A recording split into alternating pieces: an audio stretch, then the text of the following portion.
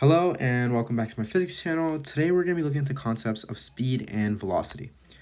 So from the last time we were here, you guys will probably remember distance, and the symbol for that was just d. Position, the symbol for that was just d vector because it has a direction unlike distance, and displacement. And we can always remember that the difference between a scalar and a vector. A scalar has no direction. A vector does. So let's begin. How does this relate back to speed and velocity? Well, first we can look at what speed actually is. When you're referring to speed, oftentimes what will happen is people actually mix up speed and velocity just because velocity is just a less commonly used word outside of physics. Many times in movies you'll be hearing, oh, that person's running at this speed towards like a certain way, or that person's moving so fast, and they'll use speed when in actuality speed is a scalar. So it is a scalar, which means that it has no direction. So no direction, right? Similar to how if you were in your car and you look on your speedometer, this is your speedometer, and you have 10, 20, 30, 40, 50, 60, and so on and so forth. Your speedometer might be pointed at 40, and that's your speed, right? But that's not your velocity. Your speed is 40 kilometers an hour, but that's not your velocity, really. That's just how fast you're going. It's a scalar. And the proper notation or symbol that we use for speed is going to be v, and that's it. So whenever we refer to speed, we can go speed is just v. That's the symbol, right? And the formula that we can use to calculate speed is going to be v is equal to delta d over delta t. Now let's get into it, and we can look at a little example and a practice problem to see what speed actually looks like in practice. Okay, so now we have two problems in front of us that can help us work with the concept of speed. So the first problem says your dog runs in a straight line for a distance of 43 meters in 28 seconds. What is your dog's average speed? So it's always best to start with the grass method to keep our work organized and clean. So the distance the dog traveled we need to write as delta d is equal to 43 meters. And our time, our delta t, that it took him was 28 seconds. What we're looking for here is it asks for what is your dog's average speed. So here we can just assume it's looking for v. Next, we can start with our analysis. We know that v is going to equal to delta d over delta t. And in this case, it just works out that we don't really need to rearrange anything and that it all works out clean. So we can go straight to our solution. V is equal to 43 meters divided by 28 seconds, which is equals to 1.53 meters per second. And paying attention to significant digits, we notice that these are both two significant digits, so we can round off to 1.5 meters per second as our final answer there. For the next question, it says, a baseball rolls along a flat parking lot in a straight line with a constant speed of 3.8 meters per second. How far will the baseball roll in 15 seconds? So we can go straight into our grass method again.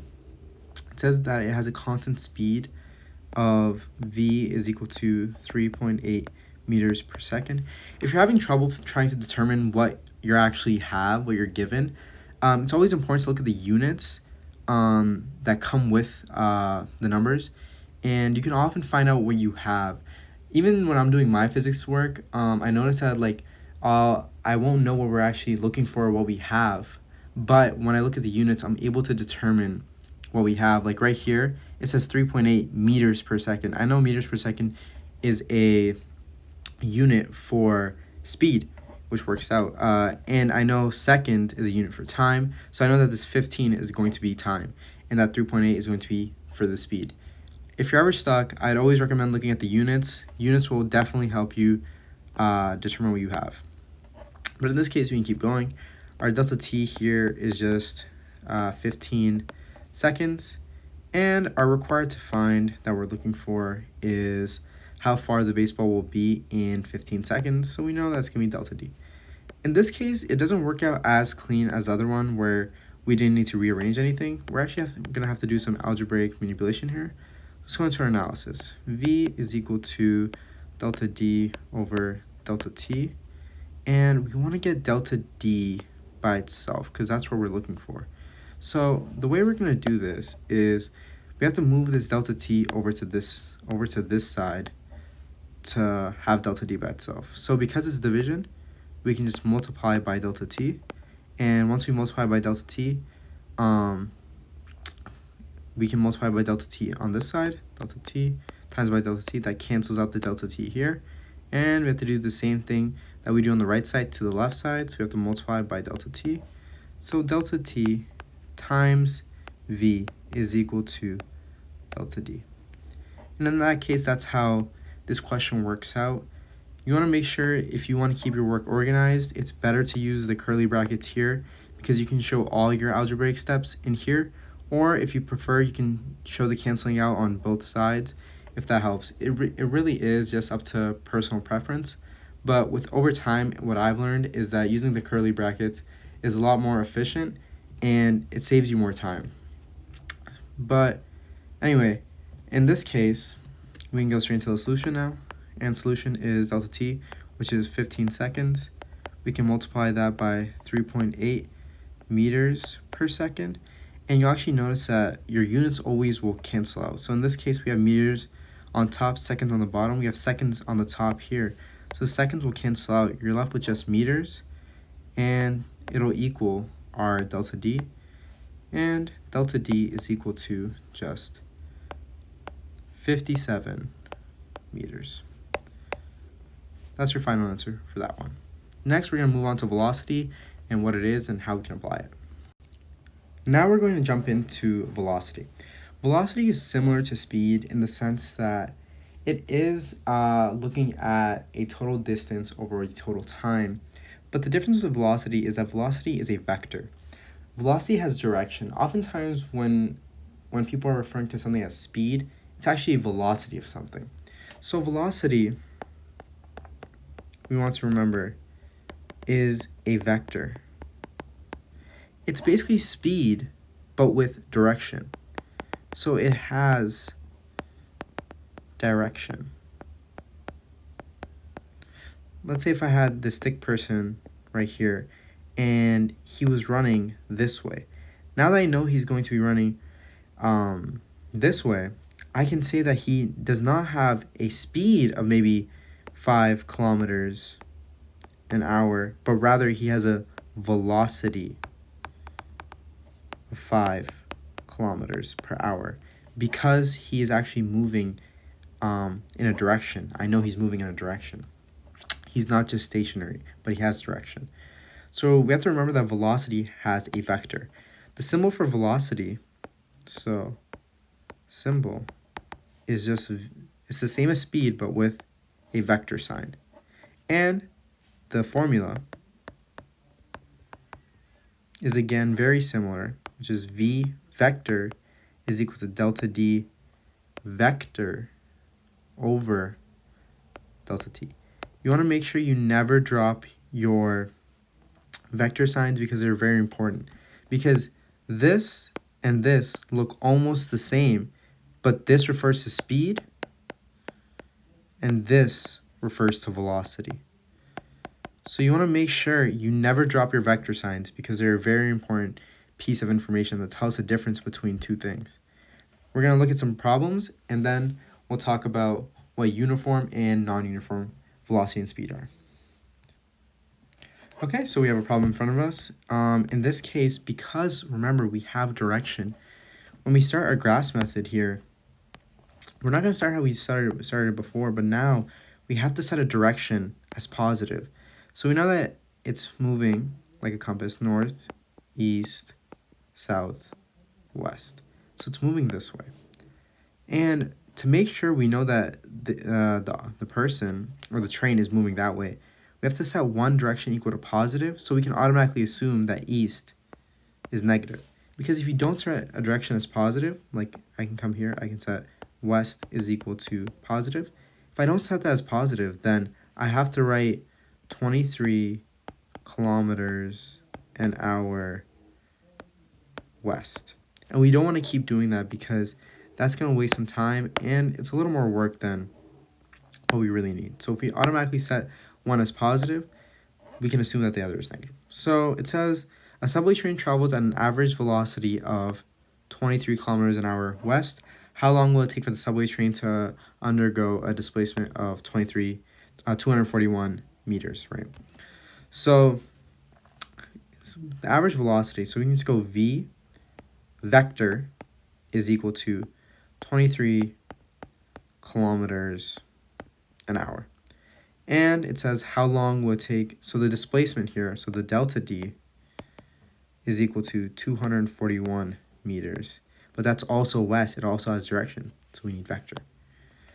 And are required to find, it says how long, right? How long will it take? So we're looking for delta T in this case. So we can go straight into our analysis. We know that v vector is equal to delta D vector over delta T. Now we want to get delta T by itself. So how are you going to get delta T over here?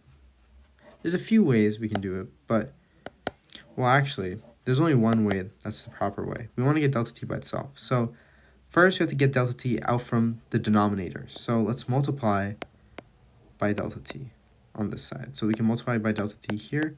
This cancels delta T here, and it brings a delta D here. So we're left with delta T times V is equal to delta D. Now, we only have these two terms on the left side, but we want to get delta T by itself. So if we just do the opposite of this operation here, we can remove the V and get delta T by itself. And what's the operation right there? Multiplication. So the opposite of multiplying is dividing, so divide by V. Now we're left with delta T is equal to delta D over, I dropped my vector sign. That's a bad habit. Delta D, and then we divide by V vector. So that is, now we have time by itself and we can solve. Make sure to not drop your vector signs because it will carry over when you're doing tests. Right now, I just dropped my vector signs, but because I have the habit, I picked up on it quickly. So we know that delta T is equal to 241 meters over 23 kilometers an hour. And you'll notice that there's actually a discrepancy here, right? We can't divide meters by kilometers. That doesn't make sense, right? So we can either convert kilometers per hour into meter per second, or we can go meters to kilometers. In this case, it's just easier to go from meters to kilometers. Because then we don't have to convert two different things. But it's really up to you, but you want to make sure that your units match up. So in this case, to get meters to kilometers, we know that there's 1,000 meters in a kilometer, so we can just divide by 1,000, and you're left with 0.241 kilometers. So it's delta T is equal to 241. Delta T is equal to 0.241 kilometers over 23 kilometers divided by hours. And our kilometers will cancel out. You're only left with h, which is hours. And in this case, this question ends up being, let me see, it ends up being, so our delta t will equal 0.01 kilometers, hours. Well, technically there's two significant digits here, so actually it should be 0.10 hours. And make sure you put that extra significant digit right there to make sure that we are keeping the same significant digits as from when we started. Next part, we will go into uniform and ununiform motion.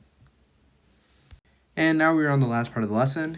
And the last important thing that you must know to understand both of these is that you can have uniform and ununiform velocity, right?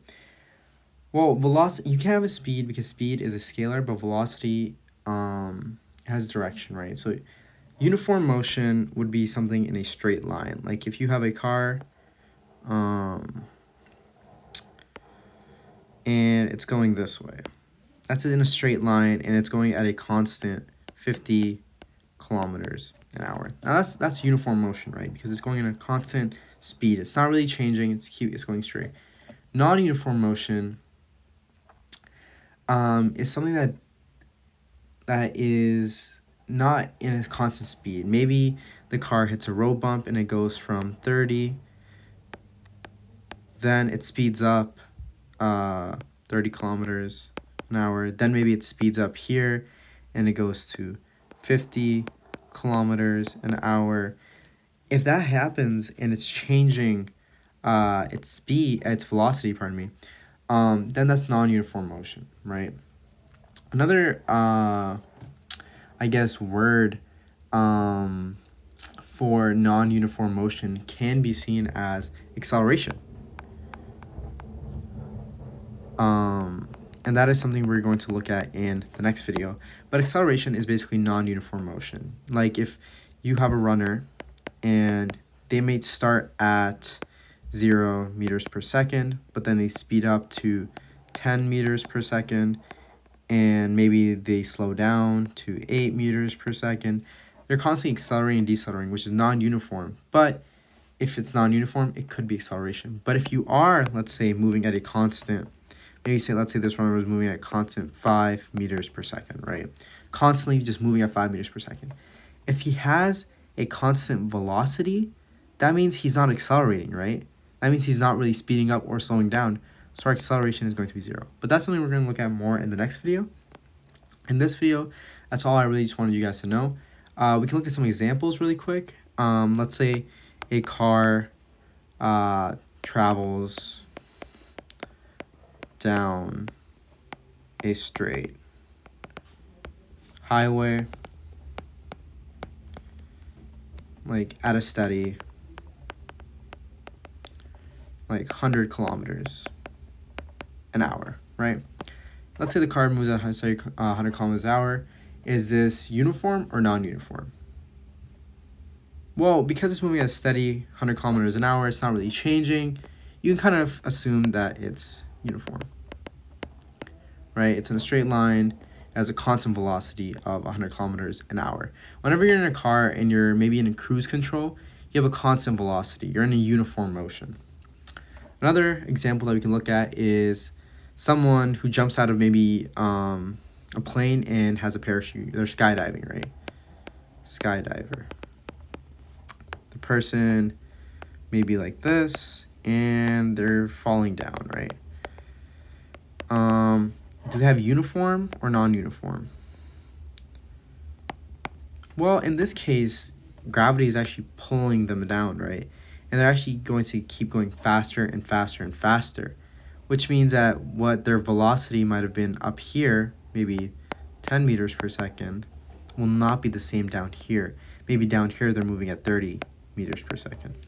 So in that case, if it's not the same, it's not uniform. That's all for this video. I hope you enjoyed, and I'll see you guys in my next video where we're going to be talking about acceleration. Thank you.